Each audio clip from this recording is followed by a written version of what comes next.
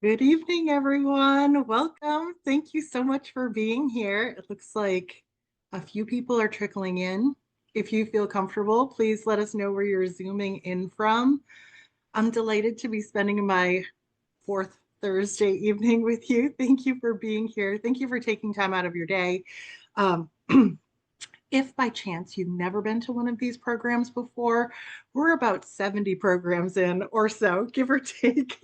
My name's Jane Oneail. I own the company Culturally Curious, and I specialize in putting together art appreciation programs like this. Tonight, we have the pleasure of zooming through the period, the style of Art Nouveau and getting better acquainted with it. Don't you just love this image on the screen? It's beautiful, it's decorative, it's something that you could live with on your dining room wall, right?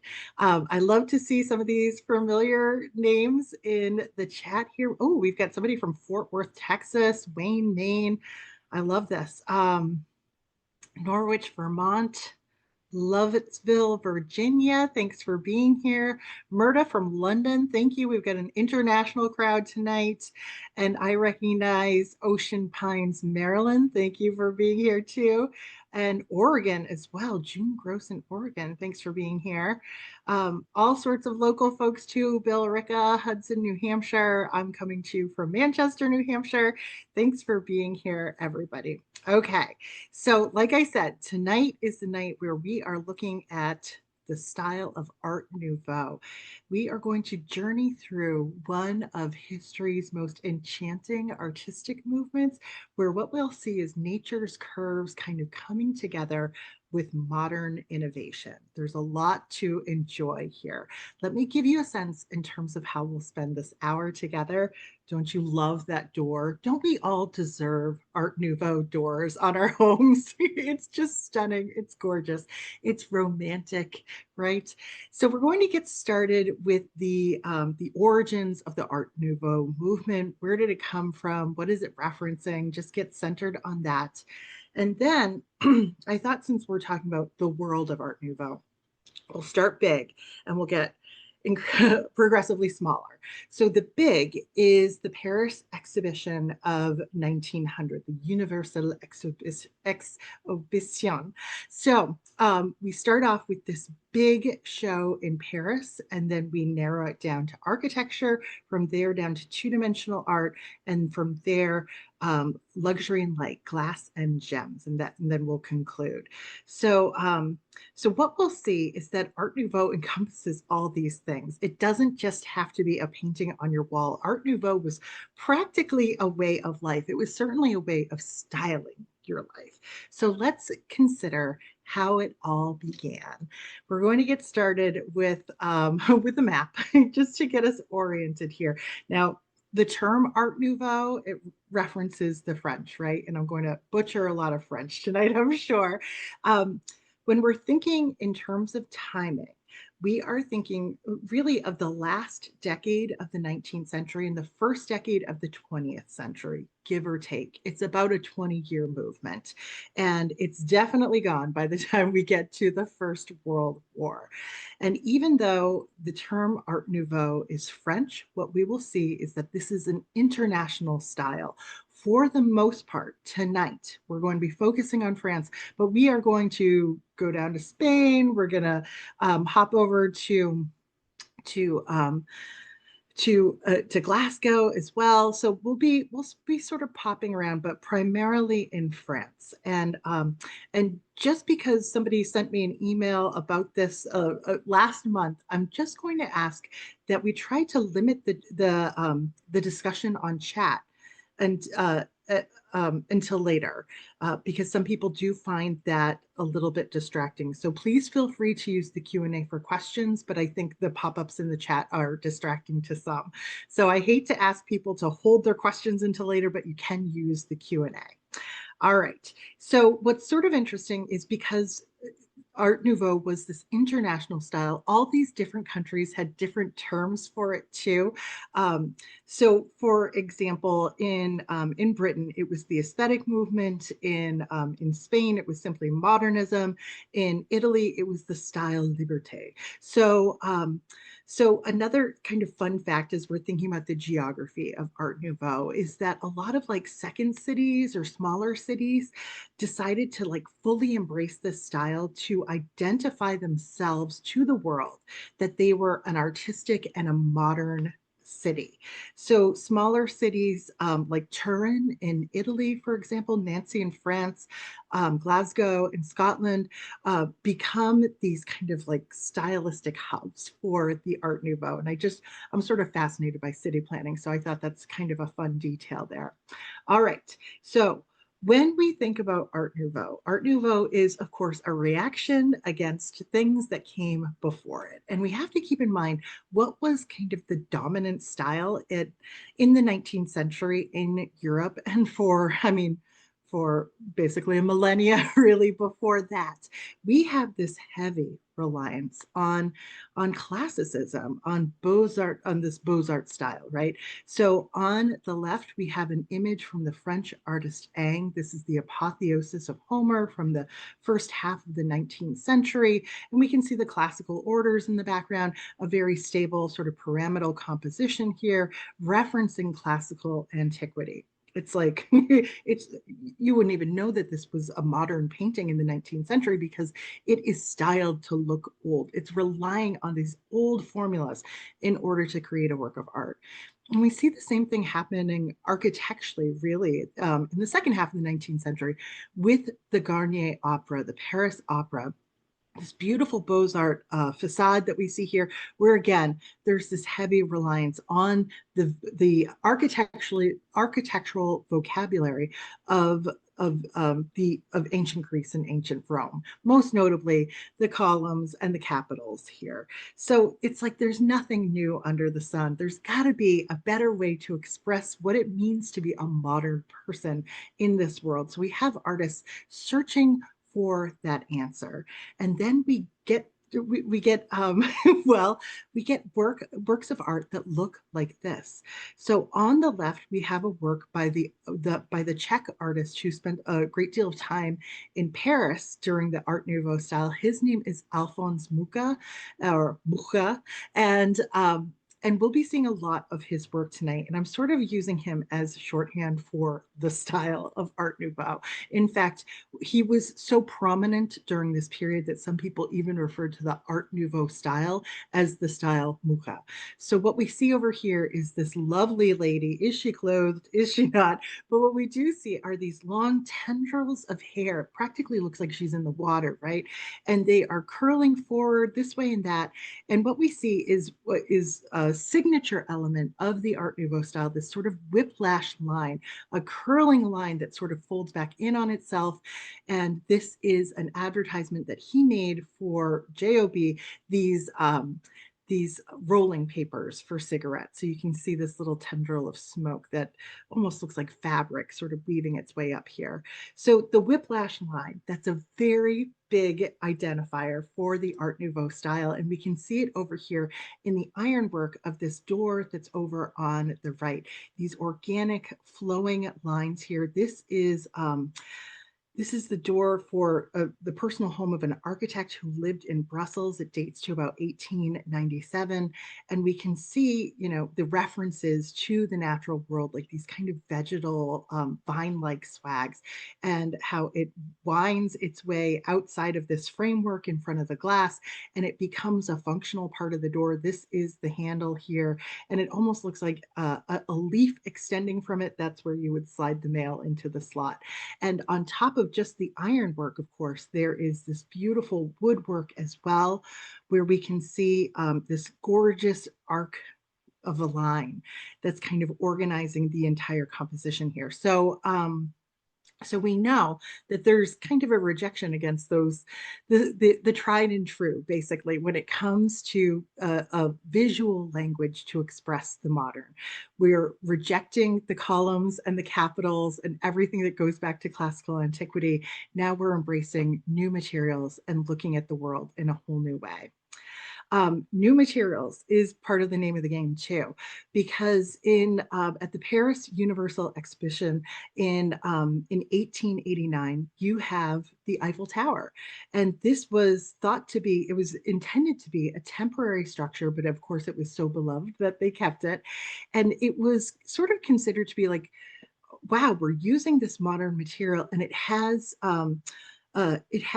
this expressive potential to it. And we see that the architects from the Art Nouveau period wholeheartedly embrace the potential, the expressive potential of ironwork and using steel and other modern materials in their designs. And we can see this really kind of coming to an apogee at the in the image on the right, because we have the St. Cyr house in Brussels. It's sort of not quite like a late Art Nouveau style, but it's considered like the kind of the grandest iteration, kind of a flamboyant style of Art Nouveau. So you can see this metalwork. It's been painted this bright, almost neon green, and you might even, let me see if I can like reduce my picture out of here so you can see that there's like 4 stories of this incredible ironwork leading all the way to this tower on the roof. I'm going to zoom in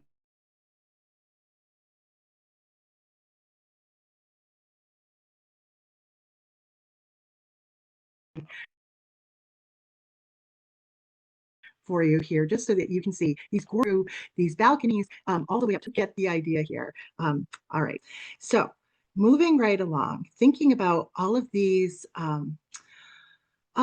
important influences for the style Art Nouveau. And one of the main influences was actually the style of the Pre-Raphaelites, the British art movement that kind of started around the year 1850. So just a couple of decades before Art Nouveau. Now, the Pre-Raphaelite artists, and here's a great example of a Pre-Raphaelite painting by Rossetti over here on the left. There's an interest in these kind of powerful, mysterious, sensual women as a subject matter. They're oftentimes framed by symbolic flowers. And in this case, we even get like the little halo effect here as well. And we can see how that's translated into an Art Nouveau poster. Those kinds of elements are translated into an Art Nouveau poster, again, by Alphonse Mucha. Over here, several decades later, the flowers become stylized, the hair becomes stylized, and we see these whiplash curls. And then we see almost like a Byzantine halo being added to accentuate the gorgeous face that we see here. This is a poster to celebrate and promote the actress Sarah Bernhardt, and we'll be learning a lot more about her along the way too. So along with the Pre-Raphaelite artists, we also have an influence from the arts and crafts movement too. And I have an example of wallpaper over here on the left that was designed by William Morris. This is one of his most famous patterns. This is called the Strawberry Thief. So if you're looking very carefully, you can see little strawberries here and the different birds that have been integrated into the pattern. So this is based on nature, it's stylized, and we can see that over here in the Mucha champagne poster on the right, a similar sort of stylization and integration of these natural forms here.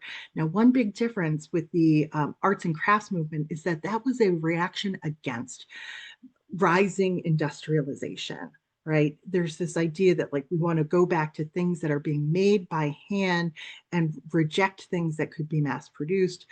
Whereas when it comes to Art Nouveau and the kind of poster that we see over here on the right, it's not necessarily a rejection of modernism. It's an embrace. It's fully embracing modernism, but it's also thinking about how can modernism look different from the past. Okay, hold that idea in your head. As with so many things in Europe, during this time period. There is an influence from Japanese wood block prints. So I have an example of an early 19th century Japanese wood block print. This is the kind of thing that would have been like flooding Paris at the end of the 19th century. And these broad patches of unmodulated color, a solitary figure with kind of a swooping kimono or gown here is a style that we see that's fully appreciated by these Art Nouveau artists and poster designers. Also, kind of integrating the natural world almost as like a frame for your female figures is another piece that we see sort of borrowed from Japanese woodblock prints.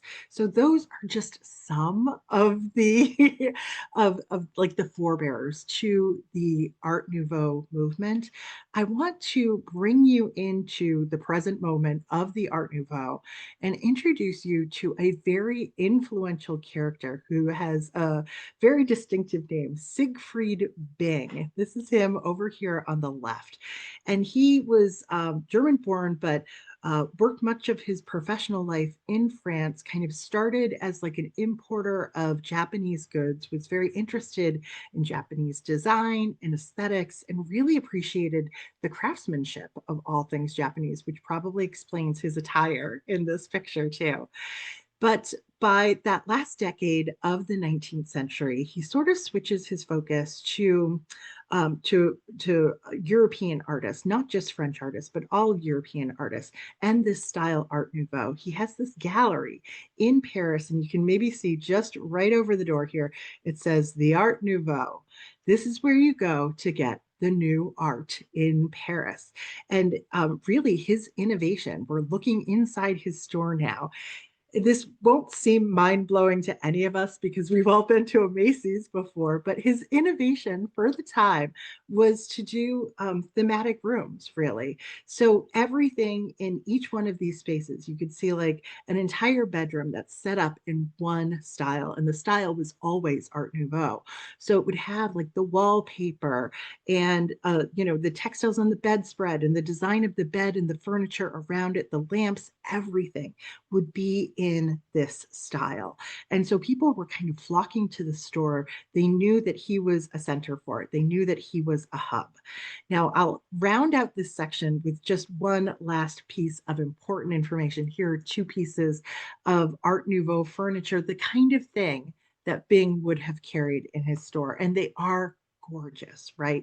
They all have these beautiful kind of curving lines to them. Notice the little iris integrated into the chair over here. These were probably still are luxury goods. And this actually accounts for the fact that Art Nouveau was such a short-lived period. It's because most of these things, other than the posters, really were not within the grasp of the average middle class person who was living in Europe at the time. So they were well made. They probably weren't mass produced, but if they were like short, limited runs, and they were distinctive, and they took time and skill to in order to create. So it was sort of like a style that couldn't really support itself. So with all that said, let's zoom out to this world, and we're going to be looking at that universal exhibition in Paris in the year 1900. So sort of smack in the middle of this style. It's already sort of risen, and now we know that Paris is going to be like biggest the biggest stage for this style, and it fully embraces it. So we start off here with a poster, just one of the many advertising posters for this exposition. And there's already some Art Nouveau elements right off the bat. We have a woman in like this long, almost like gown here that's flowing draperies. She has sort of like a Byzantine halo beyond her. We see kind of a little bit of that arts and crafts patterning around here and a stylized border as well. This is just a little preview of what's to come. So even the general advertising for this big event sort of leaned on this style. Incidentally, the artist for this was named Loire Luigi, so it was actually an Italian-born artist. Um, Now, a few things about this event. It was an enormous showcase for this style, but it was essentially like a World's Fair, but it was huge. I believe there were 41 million people who were living in France at this time, and this exhibition welcomed 51 million people. So there was a lot of planning that went into it, and huge spaces that were created in order to showcase innovation and design and that sort of thing. And then you have to accommodate 51 million people visiting the city of Paris over this short time span. I think it was about 7 months that the exhibition was up. So one of the things they needed to do was to create this subway system, and they needed some sort of design for the entrances and the exits to the subway. They had a design competition, and most of the entries sort of looked like newsstands. There was nothing really innovative about it. They were sort of blocky, and they took up a lot of space on the sidewalk. And then they decided not to go with anybody who entered that competition. And ultimately, they went with the work of Hector Guimard and his iconic design here with the ironwork and the glass, relying on these kind of vegetal elements, very slender support structures here that don't take up a lot of space on the sidewalk. And it wasn't just one subway entrance that he designed. His designs marked the entrances and exits of, I think, somewhere around like 140 subway entrances and exits. And there were a couple of variations on the design. This one has these very tall pylons here, and it doesn't reference a specific plant, but it still feels organic, something that almost feels like alive and moving. There's something so charming about this. I know for most people, it's like you can't go and visit Paris for the first time without finding one of these preserved subway stations and like getting your picture of it. Believe it or not, Guimard actually even designed the lettering that went along with the subway station stops too. So it says the Metropolitan. What's really funny to me is because there's always pushback with new thinking, right? And people at the time were like scandalized by the font that he created, and they thought that children wouldn't be able to learn to read because that font was so indecipherable. Now, here is a view of one of the subway entrances that he designed that no longer exists. This is at the Place de la Bastille, but we can see it's essentially that Art Nouveau design, but with more of a structure around it. And I love how you have this huge, almost like eyeball here. It almost seems like a giant fly or something like that.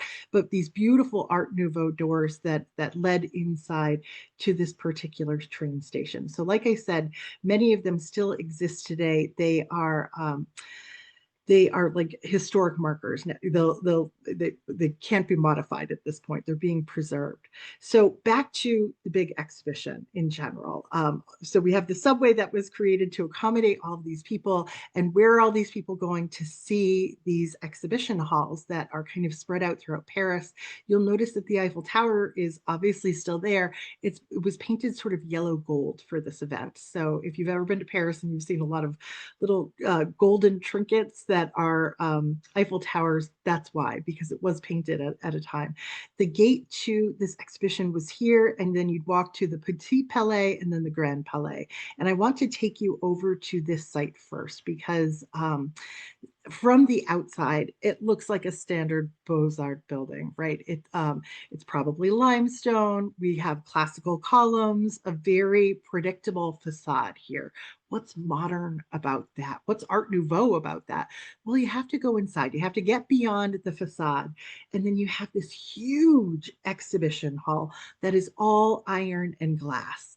And it's a little bit hard to see here without zooming in on some of the details, but a lot of this ironwork was designed to look as Art Nouveau as possible. Look at those handrails here. It feels like there are like these vines that are kind of like snaking their way up this grand staircase. And you can see a lot of the ironwork was designed to look organic, vine-like, free-flowing.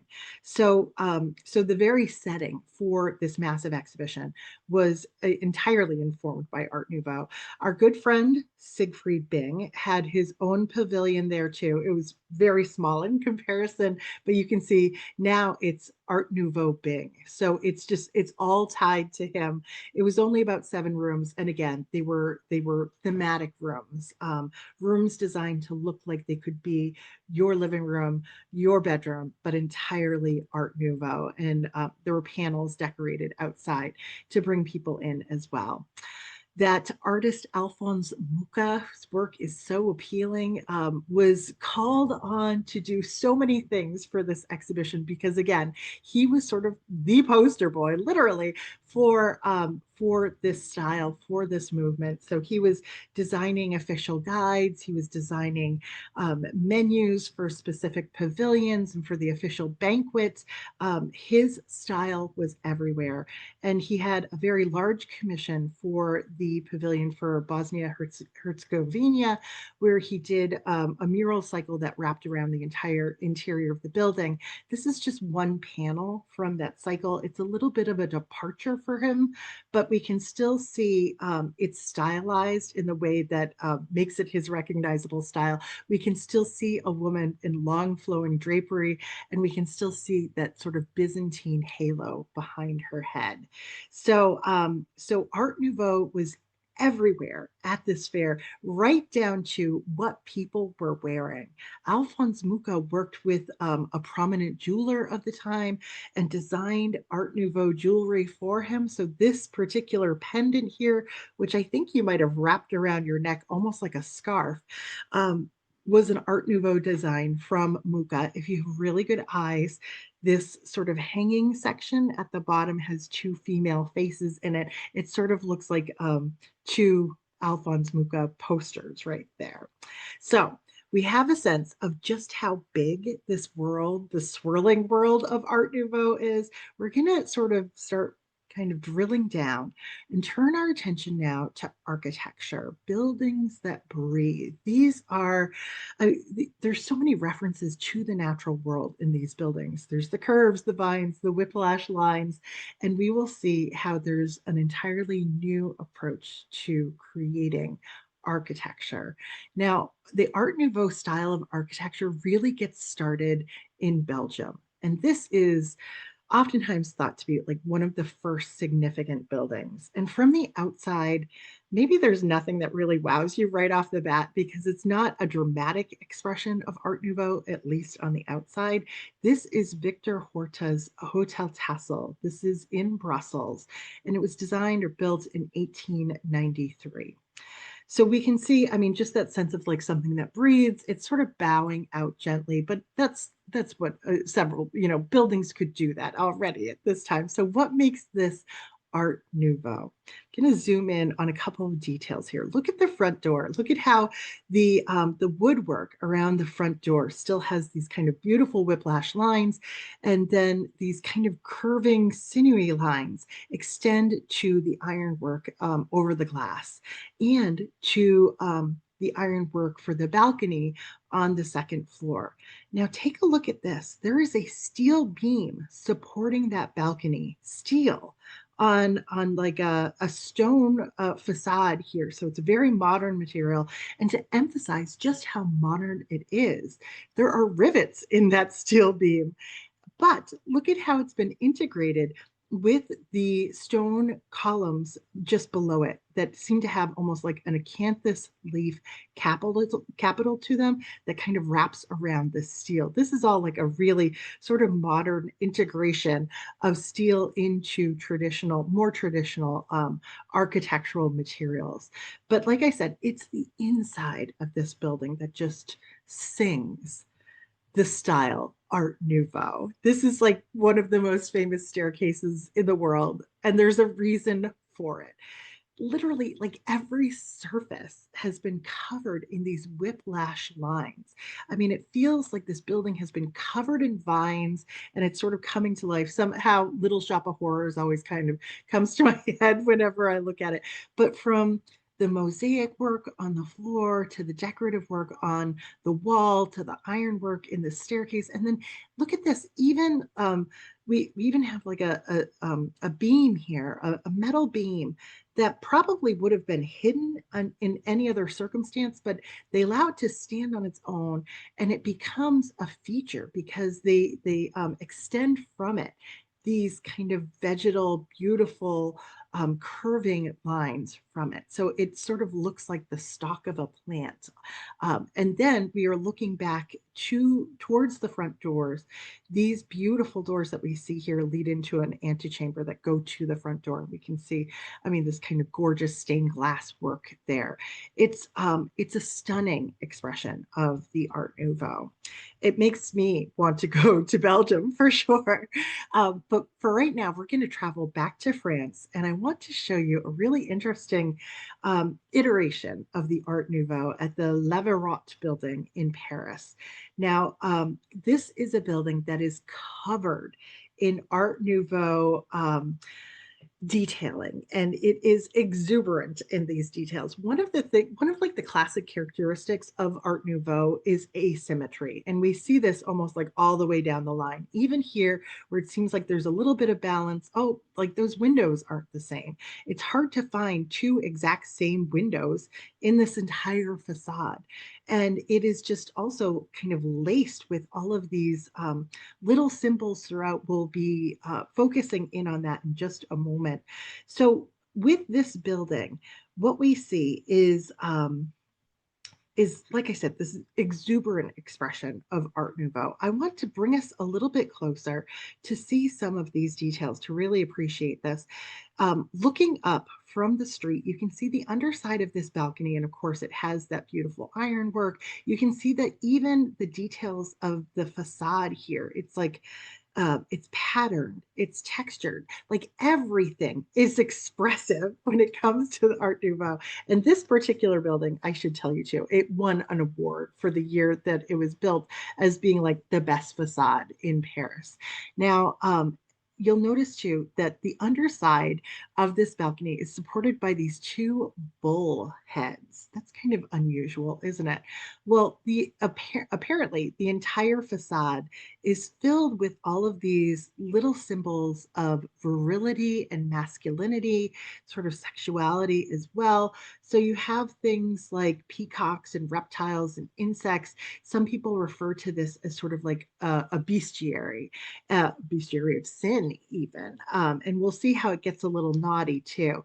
So as we head down to the door, you can see the sculpted sandstone all around the door, these beautiful flowing lines. We have the nude figures on either side up above, the bust, the asymmetrical bust along the top as well. And it doesn't stop there. It's a carved wood door. It has all of these metal features in it as well. These are two peacocks right here, two dragons over here, and a little like a lizard or a reptile that is actually the handle to the door. I'm going to zoom in here just for a second so you can see that. Now, apparently, around the time that this was built, the little lizard there was actually slang for male genitalia. So the idea is you're going to put your hand on that little lizard to open this door. And actually, if you flip this door around, you can see that there's some references, some more references to male anatomy here. Art historians call this erotic wit, and I would just call it a good dirty joke. So this is one of the most sought after facades in Paris to this day, just so people can get a good little snicker in when they see it. We're going to head now to the city of Glasgow, Scotland, and take a look at an example of an architectural facade and interior by Charles Rennie Mackintosh, who I know is a favorite for a lot of people. This is the Willow Tea Rooms designed in 1903. Now, as I understand it, Mackintosh didn't design the facade of the building. Instead, he took a building and he stripped it down, freed it from all of its Victorian ornamentation, and simplified it. It does have these sort of like gentle bowing elements to it, but if you compare it to what else was on the street in the early 20th century, that willow tea room sort of looks like Apple design versus Macintosh design, right? It's and or I should say Apple design versus like a PC Microsoft design. It's pared down, it's streamlined, it's simple and kind of beautiful in that simplicity too.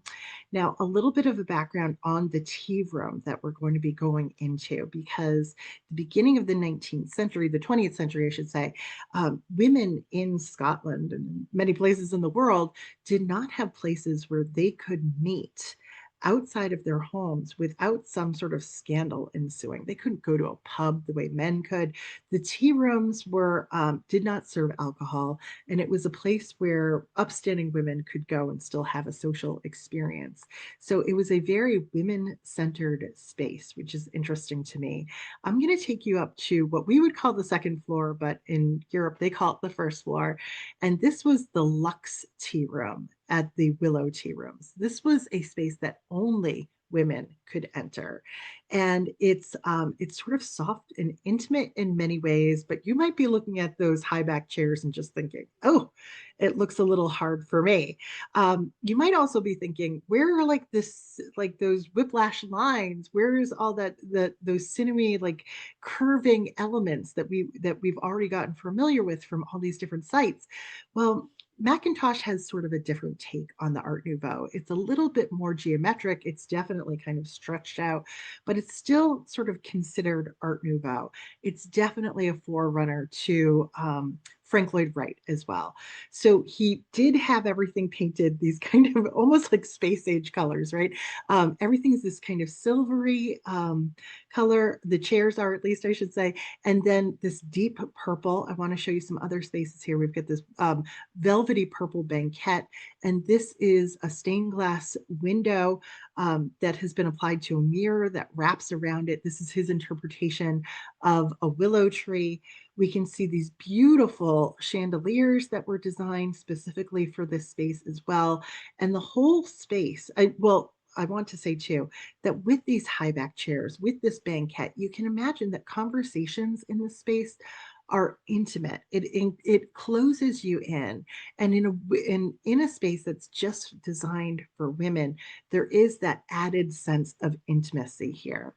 Now, much of this space, stylistically, I should say, sort of hinges around this painting. It's actually a gessoed panel that was created by Macintosh's wife and architectural partner, really. Her name was Margaret MacDonald Macintosh. And this panel that we see here is called All You That Walk in the Willowwood. It's from a poem that was written by a pre-Raphaelite artist, the same pre-Raphaelite artist that we kind of started with, Rossetti. So again, there's that reference back to these earlier periods that have this big staying power, this big influence on the Art Nouveau. So you can see there are these willowy women. There are like these long strands referencing willow branches, and you can see how they sort of are a nice tie-in to those beautiful chandeliers in color and in form here. So Charles Rennie Mackintosh introducing an interesting variation on France's kind of Art Nouveau style here. We're going to see another variation. We're going to travel down to Spain now, and we're going to take a look at a building designed by the architect Gaudi. This is Antoni Gaudi's Casa Batlló. And if it looks familiar to you, here's a really bizarre reference. I was watching, I think it's a 1990s kids Halloween movie. We're at that phase of life right now. I was watching it with my kids. It was Casper. And much of the main building in this movie is based on this building. So of course I was so excited, right? Um, what we are looking at here is a fascinating building that was designed to look and feel sort of like a living organism in some way. We have all this kind of interesting tracery work here. We have irregular oval windows. We have all this sculpted stonework. Look at this. It almost looks like it's dripping down from that first floor here. So this is a fantastical and really kind of organic expression of the Art Nouveau. I want to zoom in on those prominent windows there. You can see this interesting stonework. I mean, it doesn't even look like stonework from afar, but you can see these bizarre columns, a real wild variation on like the classical column here, right? They almost look like human bones, like leg bones or arm bones in some ways. In fact, in Spain, this is oftentimes referred to as like the House of Bones because of this. And I mean, with that interpretation, like some of these openings almost look like, eye sockets. And, there's something sort of skull like about this house, but there's also something really colorful and fun and wild about this house as well. So we can see on the facade, there's all these broken pieces of ceramics. And so there's like this skin to the whole building that changes color as the sun moves around, that shimmers and shines. I mean, I've really never seen anything like it that way. It's a beautiful way to think of ornamenting a building. But I think the showstopper for Casa Batlló is really the roof line and the fact that there are iridescent roof tiles on top of this colorful bone-like building that we're looking at here. And oftentimes this strange roof is interpreted as the as the story of St. George and the Dragon. And you could almost imagine that this strange kind of undulating roof line here could be like the back of a dragon. This could maybe be like the eye of the dragon. And St. George's lance could very well be this little turret that kind of seems to pierce the dragon here. So there's all sorts of really sort of fun interpretations of this Art Nouveau style as it spreads across this continent. This is I think, a particularly gorgeous and endearing version of the Art Nouveau. But we'll just wrap up this section very quickly with just two more Art Nouveau doors and windows. I mean, they're just so fun. They're like a breath of fresh air in a form that so oftentimes relies on like the tried and true. And so I have to tell you, like these sorts of things just kind of pull at my heartstrings. There's like a whimsy to them. There's a romance to them. We have the door on the left is from Paris, 1905. The window and this kind of winding door here is from the following year, but it's about almost 2 hours away in a small suburb of France, kind of closer to Brussels. So we should all be so lucky, like I said, to have a nice little Art Nouveau door in our lives. For now, we're going to turn our attention to the painted beauties, the Art Nouveau in two dimensions, the Art Nouveau woman. And we're starting off with Jules Cheret because we are thinking about posters really at this time. So, I mean, the furniture, the architecture, this is rarefied, it's very expensive, but the posters, everybody saw them and a lot of people stole them. So let's face it, for millennia, the beautiful female form has been a great way to attract eyeballs. Jules Cheret is not coming up with anything innovative in using a beautiful woman to help sell things in these posters. But part of his innovation was like these women would oftentimes be looking out at you. They'd be really, they look like they're having a great time. There's a sense of energy and movement in a lot of these works. And when he really hits his stride as a poster artist, he just kind of boils things down to this bare minimum in terms of like primary colors. And these women become so alive. They look like they are like bursting off of the poster. They're just so vivacious. And these were really popular posters at the time. People would take them right off of the side of a building and bring them home. Now, Charest gets sort of an interesting challenge because he's asked to create a poster for a specific performer. And what we'll see in this section is that these female muses, these women performers who themselves are fascinating in their own right. I wish I could just do another art talk just on these women performers. These performers inspire innovation in these artists. So the first performer I'd like to introduce you to is named Loie Fuller. She was an American dancer, but she did something sort of other than dance, really. She had these huge silk garments, something like 500 feet of swirling fabric here, and she'd have bamboo rods where she could kind of manipulate these skirts and sort of swing them around. And she would do these almost like hypnotizing dances in the dark on stage with colored lights that were shining on her.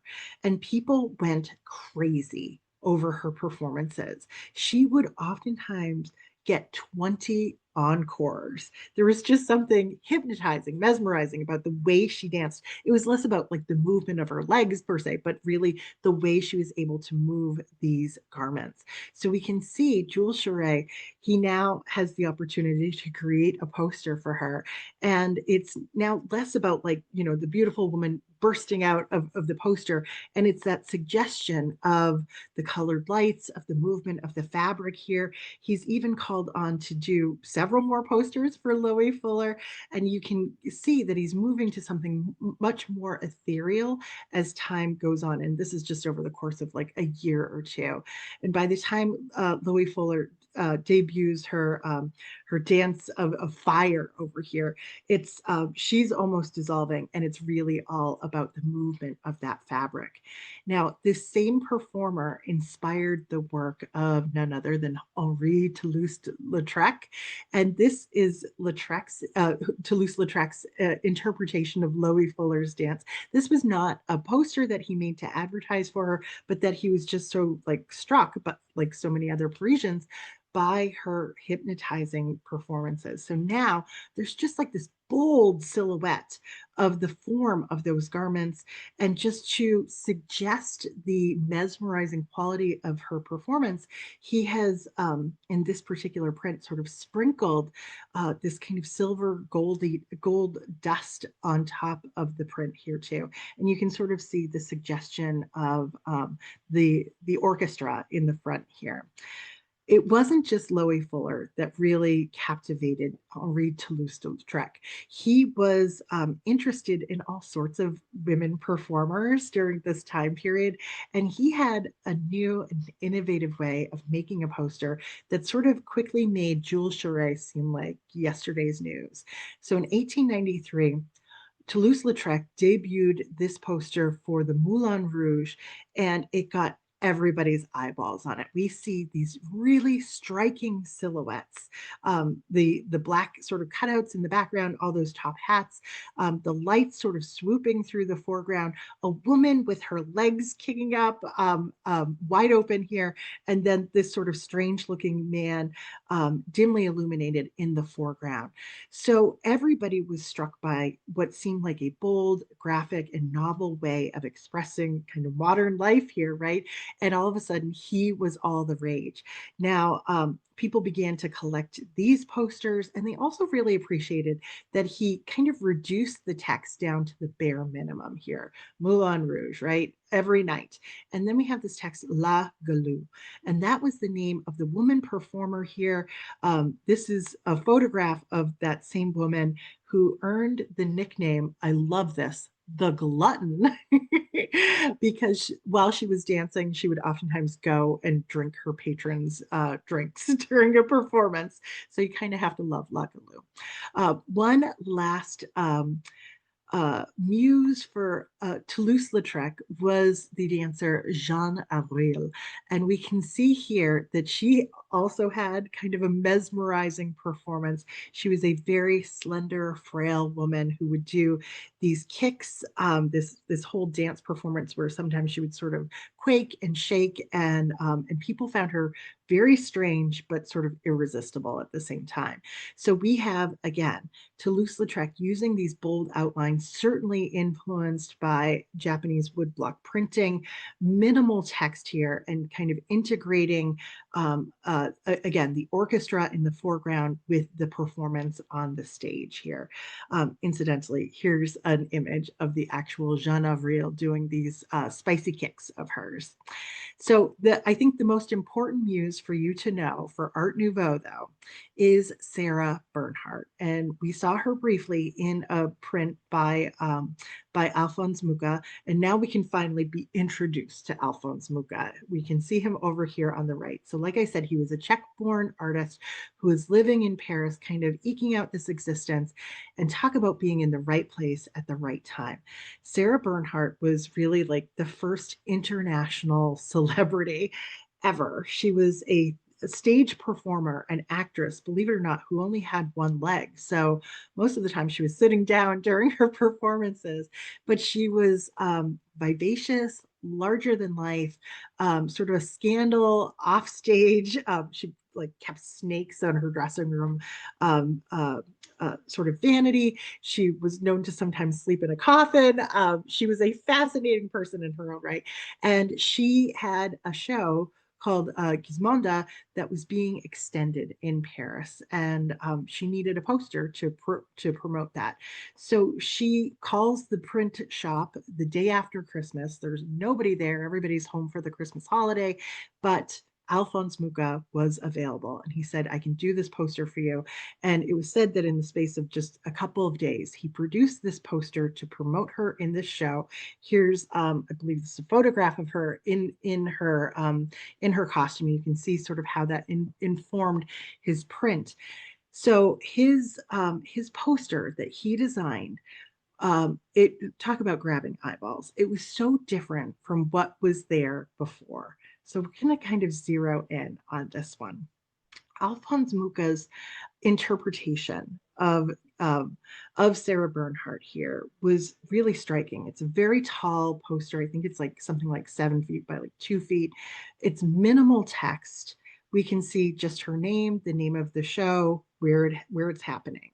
And her name is sort of integrated into the design. We can see she's wearing her costume here, this kind of Byzantine costume with, you know, the flowers in her hair. And then it almost looks like there's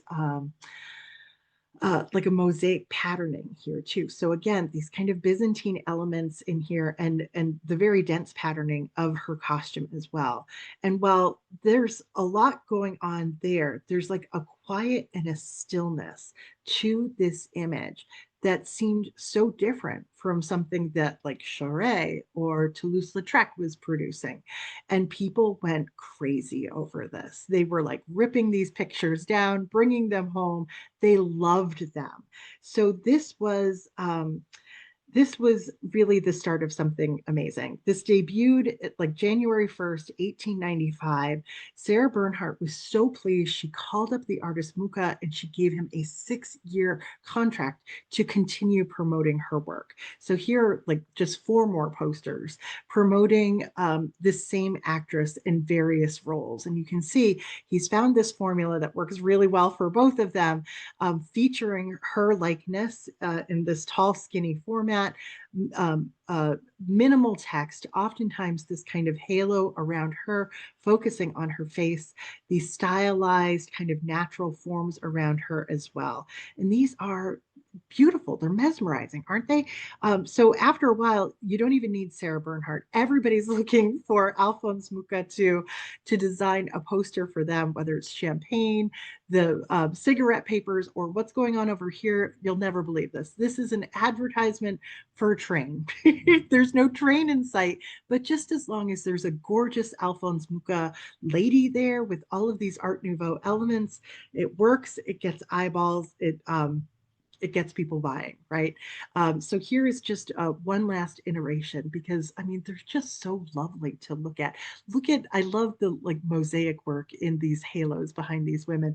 These are just decorative panels. He just started to be asked to produce decorative panels because people just wanted these images in their home. This one was inspired by precious gemstones. This is from 1900. So we have topaz, ruby, amethyst, and emerald over here. We could spend a lot of time just looking at this. These are such striking images. Look at emerald here leaning on the head of the snake. We have to keep moving on, and we're just going to touch on Gustav Klimt just for a moment. And we can see how Gustav Klimt, at least in this work that we see on the right, is maybe making something in response to Mucha. It's that same tall format. We've got some text at the top, we've got some text at the bottom, but what Klimt is going to give us now is nothing like these kind of sweet, beautiful, coy women who are draped so elegantly in Mucha's advertisements. Instead, Gustav Klimt over here is giving us what is called the naked truth, and it's blunt, and it's facing frontal, and there's nothing coy about it. It's dangerous, in fact, because now we've got another snake that's sort of wrapping around her ankles here. So with this work, which was not a paid advertisement for anything, Gustav Klimt has included this passage from a German poet named Schiller, and it basically translates to: if you can't please everyone, it's dangerous to try to please everyone with your artwork. So just try to please a few.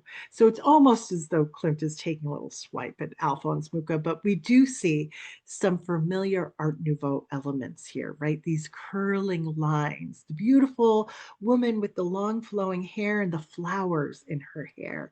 But there's a straightforwardness to this that was shocking to a lot of people at the time. Just the fact that she has visible pubic hair was shocking and considered pornographic.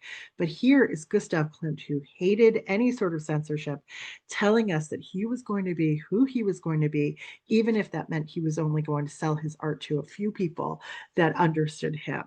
So over the next few years, he really created a lot of these images of these like serpent like women, sort of like in water type settings. These are known as like the sea serpents. And then over here on the left is the goldfish. But it looks like these women, perhaps in like romantic embraces in some ways, it's hard to know, are just floating through the water, and they are accompanied by these beautiful decorative patterns that are not dissimilar to an Alphonse Mucha, but they are much more overtly sexual once again.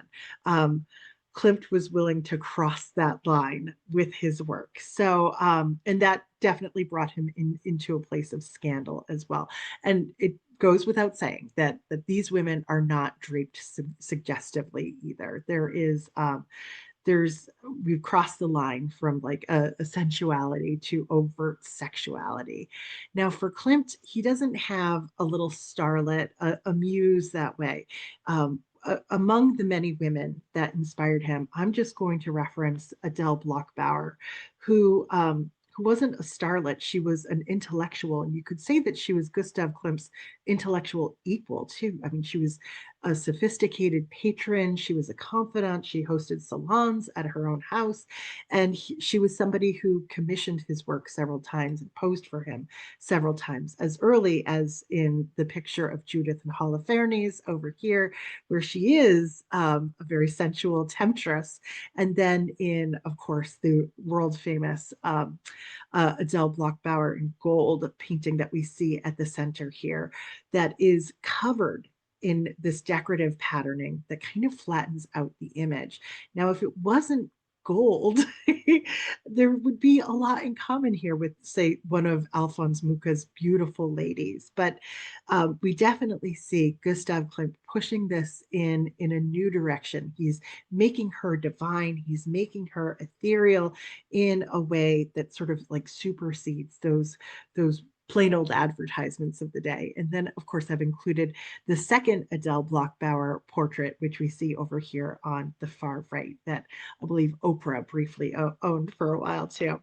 We'll wrap up this section very quickly with just one last beauty, one last two-dimensional beauty. How can you talk about the Art Nouveau without talking about the black cat? This is a really famous poster from this time period. The artist here is Theophile Steinlein, and I'll just point out that this beauty here also has their little Byzantine-inspired halo. So you could apply it to both female and feline forms here. Notice too these beautiful kind of curling lines of the tail and the S over here, the simplification of text. It's a really it's a really beautiful and captivating image, which is why it's withstood the test of time, right? So in our last few moments, we are just going to touch on a couple of examples of beautiful glass and precious gem work. Because as we started with, I mean, the Art Nouveau was supposed to be like the style of your life. It was going to be integrated into everything. So we have two works on the screen here from Louis Comfort Tiffany. He was the son of Charles Tiffany, who founded Tiffany Jewelers. And Louis Comfort Tiffany got really interested in glass art and Favreau glass in particular, which is like this kind of iridescent glass that we see with the peacock base over here. It's created by treating molten glass with metallic oxide. That's the full extent of my understanding of it, but it has a beautiful sort of shine and sheen to it. Over here on the right is a dandelion vase that was created in the year 1900. So this is hand-blown Favreau glass. And the base of the lamp, I believe, is copper. And you can see like dandelion leaves down here, dandelion flowers in the middle, and then the puffball at the top. This lamp recently sold for about like $4 million. It's a really exquisite example of his work. And of course, his design studio becomes all the rage. So many commissions. One of the best known designs are these beautiful stained glass windows and the wisteria table lamp. Oh, again, the romantic in me just absolutely dies for this. So the table lamp is from 1905. This is, again, leaded glass here. There's like literally thousands of pieces of little cut glass in order to create this. And then the stained glass windows all over the United States too. This one was created for funerary purposes. It was in a family crypt in New York City, or just outside of New York City. Today, it's at the Metropolitan Museum. So we've got like the magnolias and the irises here. The colors are gorgeous. You could almost imagine just plopping an Alphonse Mucha, like lovely lady, right at the center of that. So, I mean, it's the stylized vision of the natural world and sort of like the modern materials that go into to creating it. Louis Comfort Tiffany also tried his hand at jewelry design as well. And we can see that he's using natural forms and curving lines in order to guide the design of his jewelry. These are just kind of like grape leaves over here. And this is a Medusa inspired form. Over on the right, what's I think fascinating to me about the jewelry from this era is that it wasn't important to have like the big rubies or garnets or diamonds even. It was more about opals and really interesting design. Sometimes there would even be like stained glass work in the jewelry. So so here's just a few more examples of this kind of delicate work from another jeweler. This is René Lalique, and this is like a dragonfly pin. Look at these dragonfly wings here. They're just kind of gorgeous. So usually like the rare and precious stones would just be like a little highlight. They're not like the main focus for the most part. This is just a hair comb that has, again, a few diamonds in it, but it's really relying on like the whiplash lines here and these stylized references to the natural world. One last jeweler that I wanted to touch on was the jeweler Georges Fouquet. And this is I was going to say bizarre. That's me being judgy, but this is a really interesting bracelet ring combination that was designed by Alphonse Mucha, created by Georges Fouquet for Sarah Bernhardt. And Fouquet saw all of the interest in Mucha, actually asked him to design his whole store, interior and exterior. So this was his shop front in Paris, right around the turn of the century. And inside, it's like you're stepping into an Art Nouveau painting. You become the Mucha girl when you walk into the space.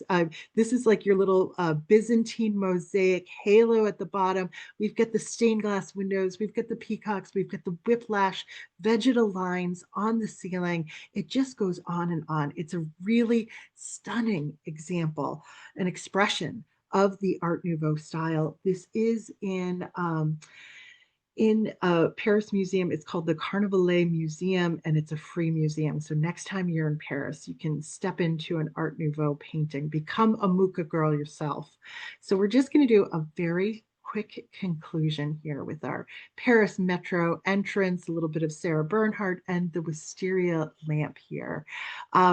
We can see that Art Nouveau dared to reimagine the entire world as a canvas for beauty, transforming everything from the mundane, like your transportation, to the necessary objects of your home, like lamps, into flowing organic expressions of the style. Now, the style faded quickly, right? But it certainly had its impact on the rest of the 20th century, other styles like Art Deco and the Bauhaus. But Art Nouveau proved that beauty wasn't meant to be confined to museum walls. It could and should swirl through every corner of our daily lives. Thank you very much for being with me tonight. I know that there are some questions. I'm going to do my best to answer everything.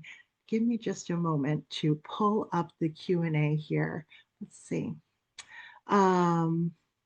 Oh, Pat asks, are all of Mucha's works from advertising? So we did just glimpse the commission for the Bosnia-Herzegovina pavilion at the Universal Exhibition in Paris.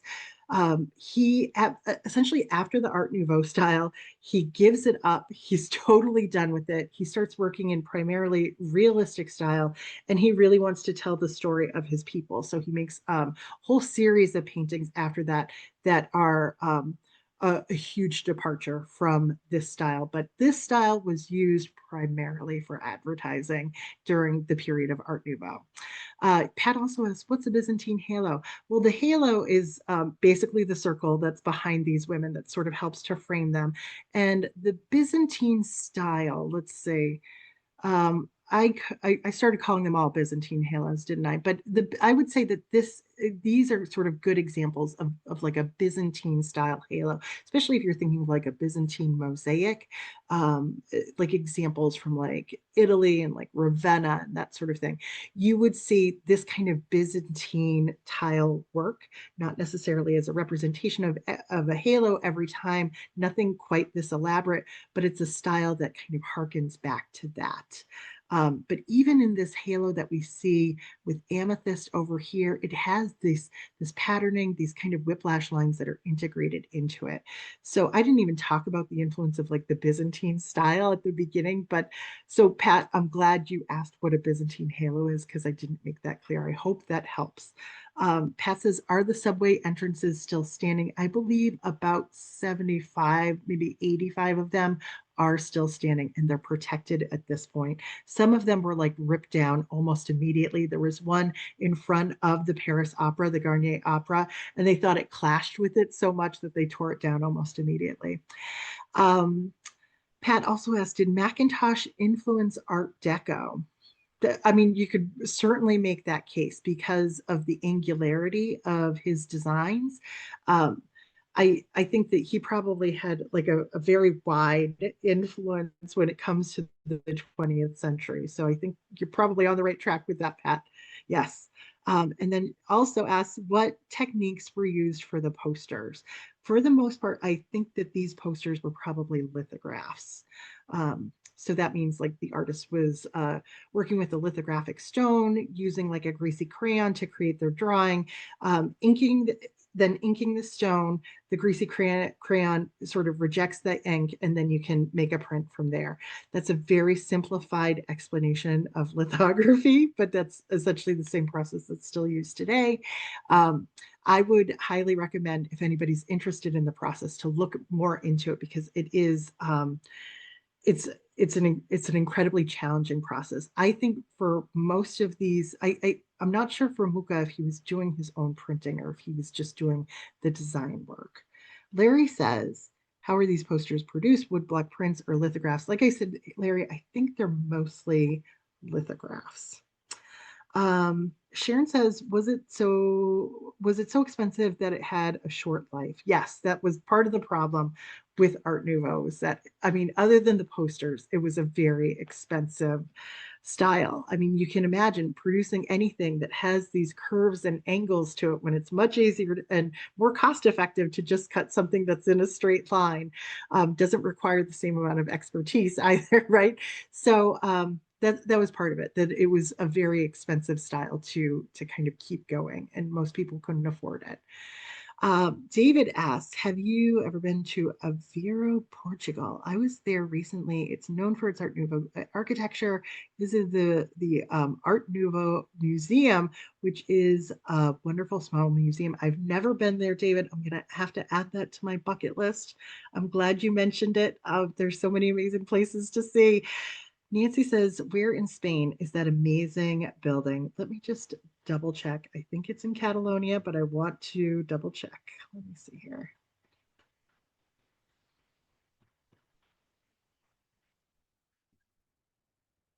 So many slides. Just a moment.